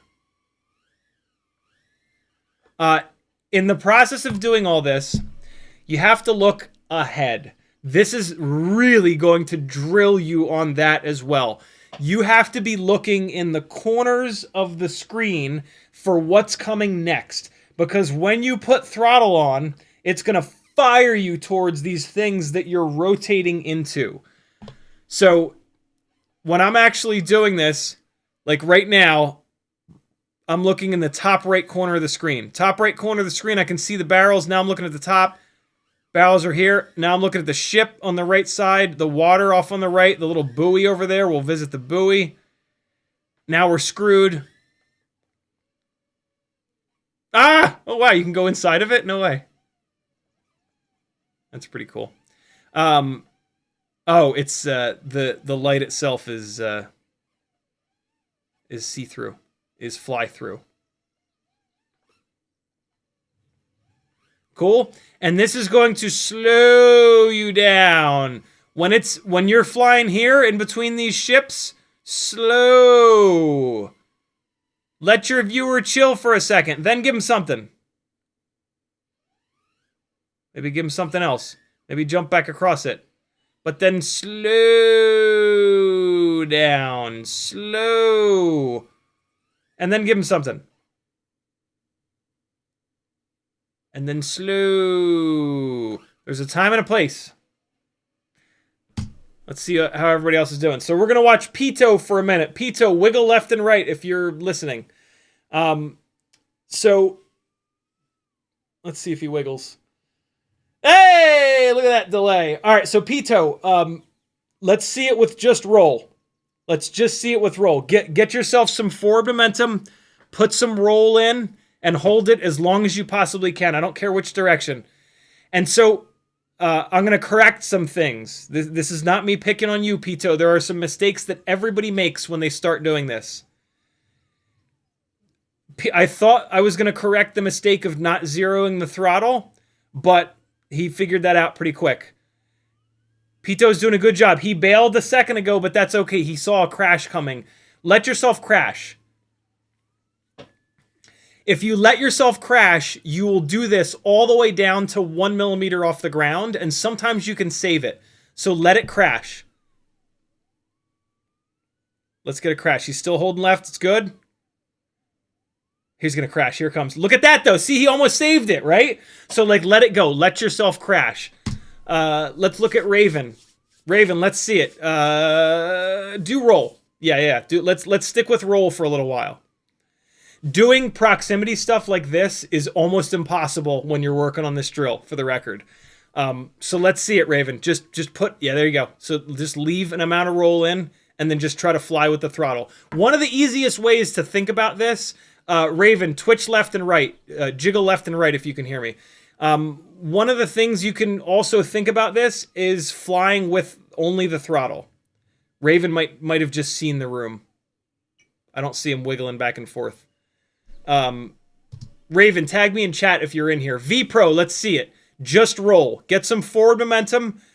Put in a little bit of roll. And then just fly with the throttle. Wiggle left and right if... Yeah, okay, there you go. Whenever I pull your guys' cameras up, if you can hear me, just wiggle back and forth. All right, so Okay, so this is a common mistake, vPro. So what I'm not saying is roll to the side and then leave it. I'm saying to push your roll stick over and leave your roll stick pushed over so that you're constantly barrel rolling, right? So what you're doing now is you're rolling off to the right and then you're centering the roll stick. What I actually want is for you to start rolling to the right and never stop rolling to the right or to the left, either or. So you're going to push that stick, you're going to push the stick into a little bit of roll, and then you're just going to leave it so that you're constantly barrel rolling. Wiggle back and forth if you can hear me. Maybe he can't hear me. Maybe he was just wiggling. vPro, spectate me real quick. If you're listening, vPro, spectate me real quick. My stick overlay is on the screen. This is a super common thing that I always forget to mention. So what vPro did is he rolled to the right and then he just left it there. You know, I mean, this is actually this is an even simpler way to learn this, because this is going to give you practice looking at the right side of the screen, or in this case, looking at the left side of the screen. And this is actually a somewhat valuable thing to do. It's not as difficult as what I'm showing you guys, but this has some value because this is going to teach you to not fly from the center of the screen. Anybody that flies with the crosshair is going to hate this. So if you're trying to get yourself out of flying with the crosshairs, this is actually one way to do it, because the crosshair is no longer your center point. Oh, I didn't have enough to not crash there. So that's actually an interesting way to kind of, an interesting drill to kind of do, is to just put an angle on and see how long you can survive.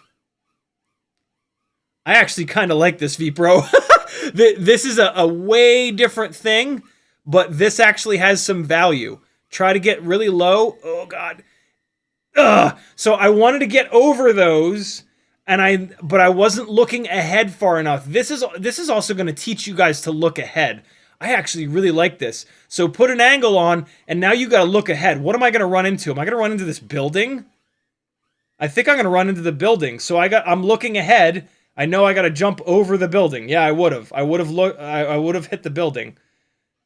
Now what am I going to run into? Well, I'm a little bit pitched too far. So let me put the center point a little bit farther forward. Here we go. You're not going to be able to go very far doing this, right? Because you're just flying straight lines. But this is actually a really good drill. See, you're going to run into a lot of that. You're going to run into a lot of that stuff. But I actually kind of like this, to be honest. Let's see if I can get under here. You're going to have to look ahead. I thought that I would go underneath. So this will get you used to trying to figure out your direction of travel. Will I go under? Nope, I'm going to hit the purple thing. This is actually kind of a valuable drill. But here's what we're working on today. So you guys can certainly do that. I actually kind of like that. That's officially in my repertoire of drills. But here's what I'm showing you, vPro, is that you put the right roll in, but then you leave your stick and you keep rolling right. I had to add more or I would have definitely crashed. But you leave the stick to the right. And then and what that does is it keeps the thrust vector moving around, and it's going to give you a lot more of an opportunity to continue to fly. Cool. So we were watching vPro. I'm going to jump back onto vPro. Give that a shot. There's going to be a little bit of a delay here.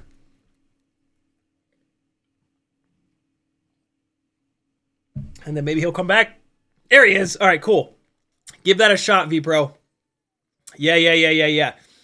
So rotate a little bit more than that. Give it a little bit more rotation. It's hard. This is hard, for the record. This is hard stuff. So push even more. Keep pushing. Now leave it. Yep, and you're going to crash. Let it crash. As you let it crash, you'll figure out how to do this. So leave it there and just fly with the throttle. And so now you have to be very drastic about your throttle. You're going to go from full throttle to zero throttle, back to full throttle.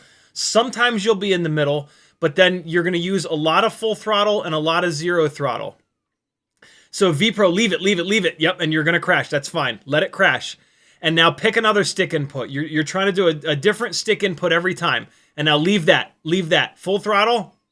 and then off. Wow, there's too much of a delay for me to call it out. When I do this in Fiverr sessions, we're on a Skype call, so it's like instantaneous, so we can kind of keep it going.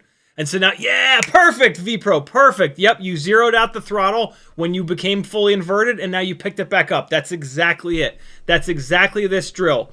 And so so now that time you didn't have enough upwards throw, and you hit the ground. And so VPro is doing this very gently. He's doing it with a very small amount of rotational rate. That makes it a lot more difficult. Now he's doing it a little bit faster. This is going to be a little bit easier because he's going to rotate from I can't put the throttle on because I'm inverted to I can put the throttle on more frequently. So this is a more realistic pacing that he's now chosen just from him crashing a couple times, right? You're all going to go through this little learning curve. Perfect, dude. You let it hit. Good. For a long time, let it crash. Because at the very last second, you're going to hammer full throttle just like you just did, and you might be able to save it. If you bail too early, you'll never know how late you can hammer full throttle to catch it. So for as long as you can, without you getting frustrated, let it fall and let it crash just like that. And just try to save it at the last second and see what happens. VPro, that was awesome. He's now got it. Schnauzer, let's see it. There'll be about like a 5-second delay. I'm going to go through all of you guys, and I'm going to make sure that you guys all have it. Those are the two big mistakes that most people make. They're not active enough on the throttle, and they just kind of misunderstand what's going on. Schnauzer, slow it down a little bit. There's a balance of like rotating too slowly and rotating a little bit too fast. When you rotate too fast, it's kind of too easy. That's perfect, Schnauzer. Right before that crash, that was perfect. If you rotate too slowly, it's too difficult, and you don't give yourself enough time. And so now we can keep people honest by looking at their stick overlay. When I teach this, I don't even look at what you guys are doing. I just stare at your stick overlay, and I try to catch you making little tiny corrections. You're gonna make little tiny corrections regardless, and that is very okay. When you're making a very minute correction, it doesn't really show up in the flight footage, and so that's perfect. It's when you make a little bit of a bigger correction that you actually see the correction, and then it's like, well, no, that, again, we're trying to get out of that. We're trying to get out of making constant corrections back and forth. We are swinging the ass opposite direction, and we're saying no corrections ever, only fly with the throttle. Right, so most people are all the way over here, and they make way too many corrections. This drill is all the way over here. We want you to meet in the middle. So by doing this drill a lot, you're going to gradually come across, and then you're going to figure this out somewhere in the middle where you can fly nice and smooth, or you can. It's easy to make lots of corrections. Why do you think we do it all the time, right? Because it's easy. We are now doing the super hard thing, and then we're going to meet in the middle here. And that's this drill. Schnauzer, you got it. You just threw that big correction in, but it was so that you didn't crash, and that's okay. Just as often as you can, see if you can let it crash. If there's any chance, like there, that was a great example. There was a chance that you could get through that gate. Let it go.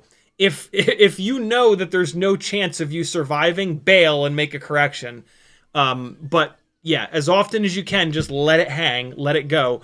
And now, Schnauzer, you're starting to gradually move back towards rotating a little bit too quick. Just slow it down ever so slightly. You want to basically try to rotate as slow as you can to the point where it's kind of impossible. There's a point of rotation where you have to go full throttle the entire time that you're upright just to keep it up in the air because you're rotating so slowly. That's too slow. Like right now, this is too slow. We'll let him do another one. That's just about perfect. That's about right. That'll give you enough time to make corrections, but not so much time. So that's really good. Schnauzer, you got it. Scooster, let's see it. Scooster, wiggle left and right if you hear me, if you're watching the stream. I leave these rooms open to anyone, so anybody that just happens to be on Velocidrone could jump in. There he is. All right, Scooster, let's see it, brother. So if you guys are beginners, just choose pitch or roll. If you're a little bit more seasoned, you can mix them and do both pitch and roll up in a diagonal. Schuster is doing a bit of a diagonal right now, but for the record, there's no wrong answers. If you want to be super simple with this, only pitch or only roll. If you're more advanced, you can do the diagonal and mix both pitch and roll. So let's give, and again, this is super difficult. This is going to be hard. That's the point. So let's see it, Schuster. Pick up some forward momentum, pick a direction, put the sticks in that direction, and just leave them there.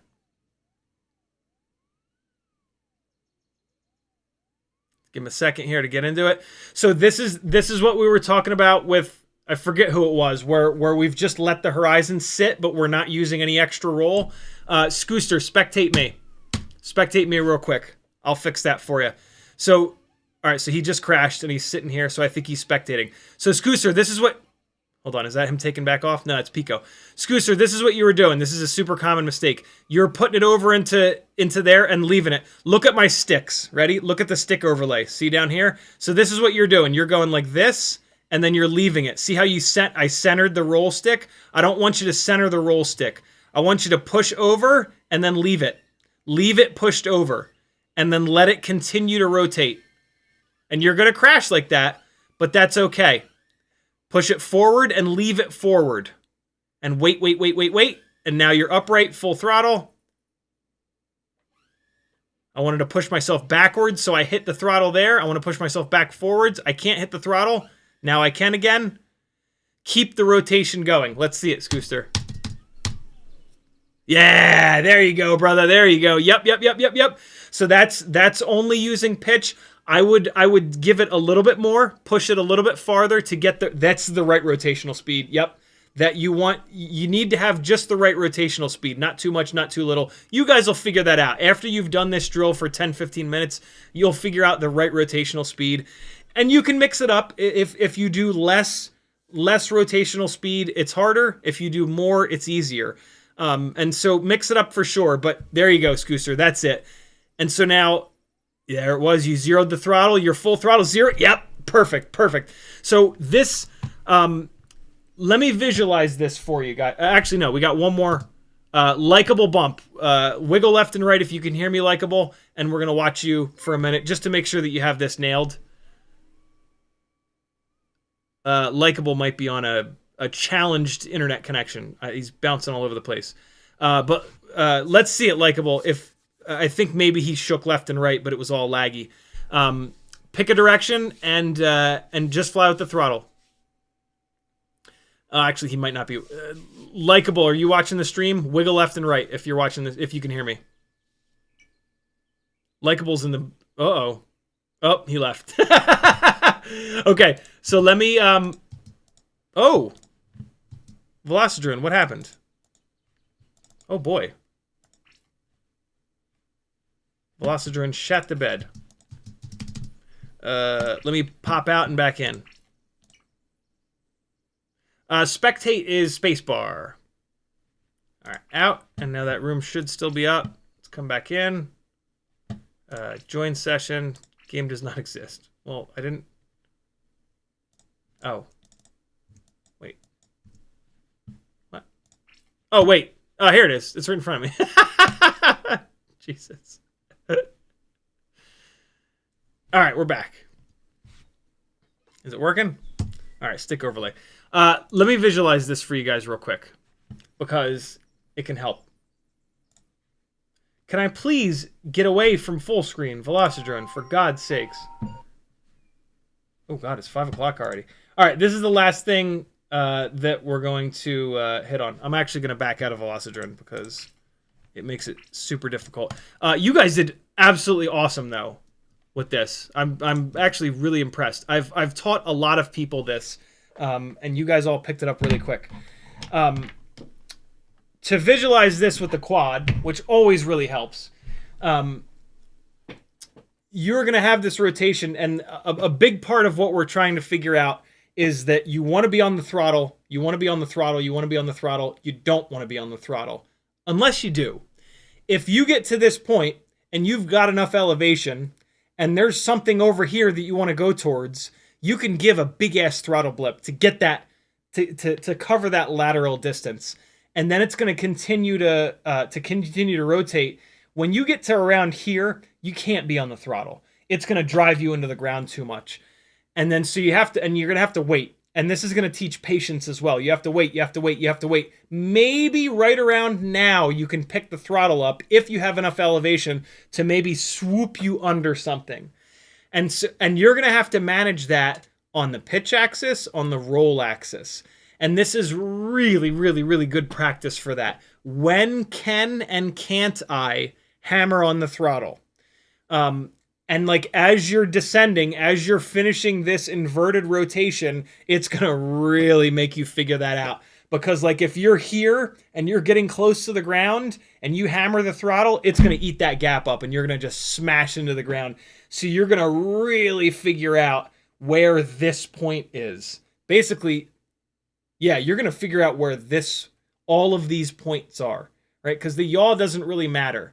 But wherever, and the reason why this is difficult is because we don't run flat camera. If we ran 0 degrees of up tilt, this would be kind of obvious, right? When it's like this, the horizon is sideways. When it's like this, it's looking at all sky. When it's like this, it's looking at all ground. But we've got like 30 degrees of up tilt. So if we're looking at all ground, we've actually got a little bit of downward angle and we're going to drive ourselves into the ground. If we're looking at all sky, my hand is the up tilt. If we're looking at all sky, we've actually, if we're pitching back, we've still got a little bit to go. So we can hammer the throttle even more, even to the point where with the field of view that we can almost see the horizon again, right? When you're on your side, same kind of deal. At this point, the horizon is going to be level, but you're not looking straight. You're looking off this way a little bit. And when you're this way, if you hammer the throttle, it's going to move you laterally, right? So it's a really, really, really important thing to kind of work through and spend some time on for a lot of different ways. It's the biggest way to learn to fly smooth. I mean, the other way is to just like in your head, like what I used to do before I realized this, I would put in the OSD up in the corner here, smooth or slow or any number of different words that I wanted to work on. Or like I had like a notepad on my phone that I would look at before I flew every time. And in there would be like fly smooth. And then while I'm flying, I would just say to myself over and over again, fly smooth, fly smooth, fly smooth. I think this is a better way of learning that. Because not only are you learning to fly smooth, but you're learning these different thrust vectors.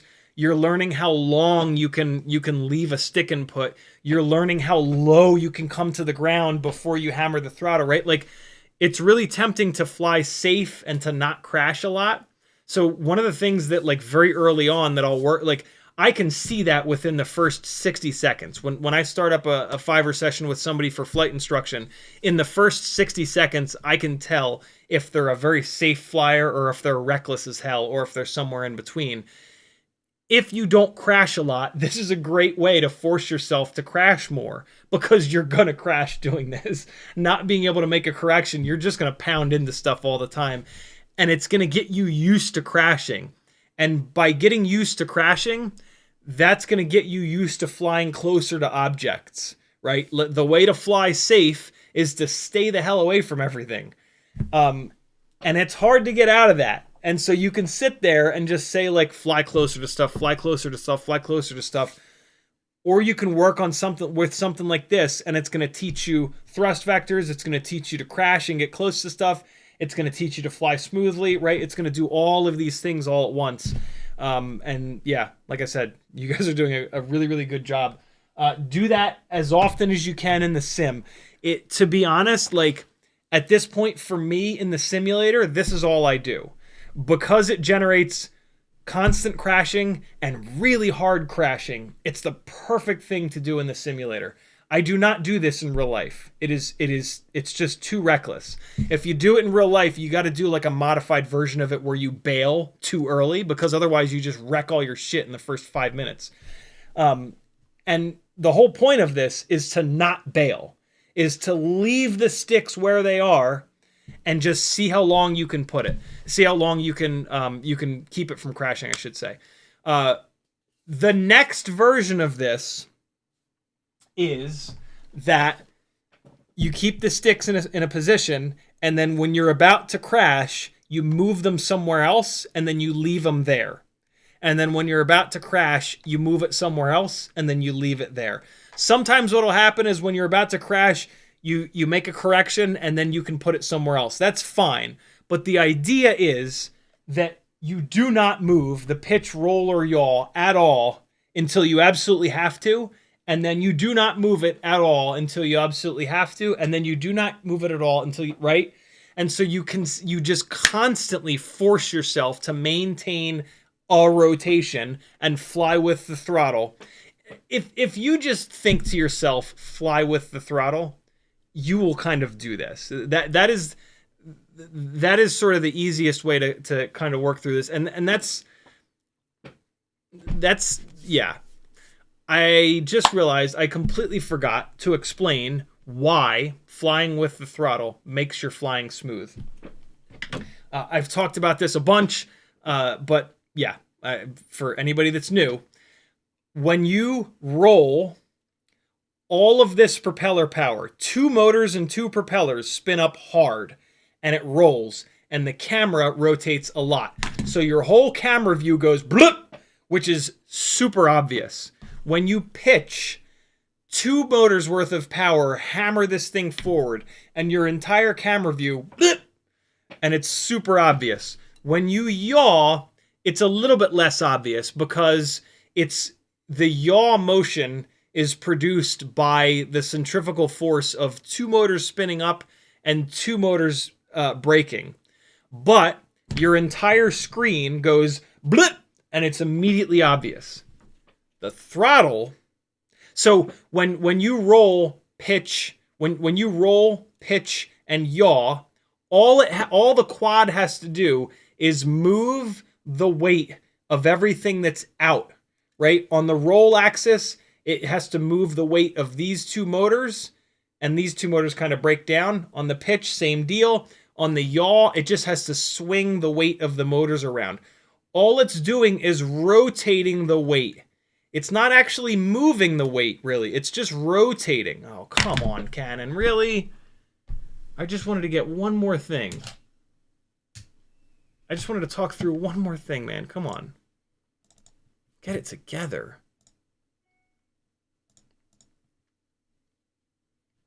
Hold on. Come on. Come on. Come on. Come on. There it is. There it is. So, roll, pitch, and yaw. The camera view drastically changes, right? Roll, pitch, yaw. Throttle, it has to move the entire weight of the quad. It doesn't just have to move the weight of the motors and the props and the arms. It has to move the weight of the camera, the canopy, the frame, the AIO, the battery, all that shit, right?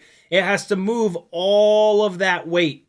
And so on the throttle, it's much slower because it has more work to do. But your camera view does not drastically change. So you can sit here, if you're close to the ground and you pump the throttle up and down, yeah, you can tell what's going on because the ground is like half of your frame. And so as you move the throttle up and down, the ground is going to do this. Well, if you're like 2 feet in the air, the ground is all the way down here. So if you move the throttle up and down, the ground is just going to move a little tiny bit. If you're 5 feet in the air, you can't even see the ground anymore. So if you jam the throttle up and down, almost nothing changes.